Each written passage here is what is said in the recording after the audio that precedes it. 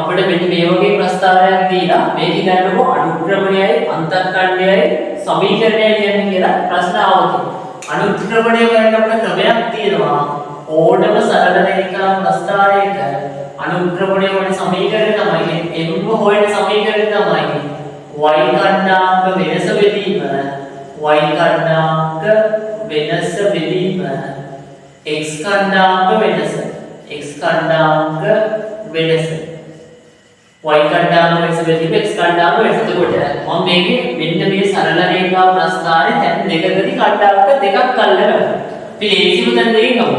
මෙන්න මෙතන කණ්ඩාංක අපිට ගන්න පුළුවන් 4 වෙනි බිඳුවයි කියන්නේ. x අගය 4 වෙනි y අගය බිඳුවයි.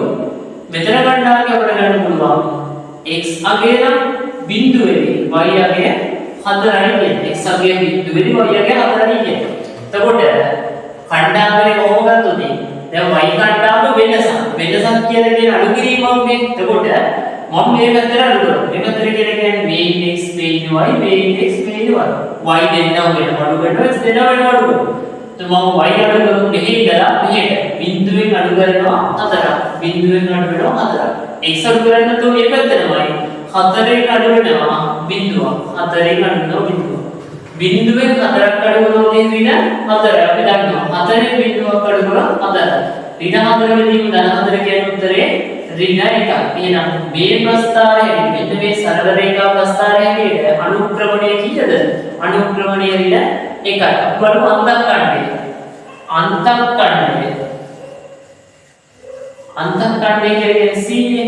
අන්තක්කණ්ඩය කියන්නේ ප්‍රස්තාරය දුන්නොත් y අක්ෂයේ ඡේදනය වෙන තැන අගය. y අක්ෂයේ ඡේදනය වෙන තැන අගය. මේ කියන්නේ y අක්ෂයේ ඡේදනය වෙන කියන්නේ. එහෙම නැත්නම් අන්තක්කණ්ඩය කියලා කියන්නේ x අගය බිඳුවක් වල වෙන්නේ මීටර රූප y අගය. ඒතර මේ හැටියට තේම 4 වෙනි ප්‍රස්තාරයක වෙන්නේ තේම 4ෙන් කැපෙන්නේ. එහෙනම් c සමානයි අන්තක්කණ්ඩය සමානයි ධන 4යි. අන්තක්කණ්ඩය සමානයි ධන 4යි. ඊට පස්සේ අන්තිම එක ගන්නනේ මෙන්න මේ සරල රේඛා ප්‍රස්තාරයේ සමීකරණය. අපි දන්නවා ඕනම සරල රේඛා ප්‍රස්තාරයේ සාධාරණ සමීකරණය තමයි y සමානයි mx ධන c. එතකොට මේ ප්‍රස්තාරයේ හැටියට m වගේ කීයද m කියලා කියන අනුක්‍රමණය ඒ කියන්නේ ඍණ 1යි. එතකොට y සමානයි ඍණ 1යි x මේ හැටියට c කියන්නේ අන්තක්කණ්ඩය. c කියන්නේ ධන 4යි. එහෙනම් ඍණ 1යි x ධන 4යි. මෙන්න මේක තමයි මේ ප්‍රස්තාරයේ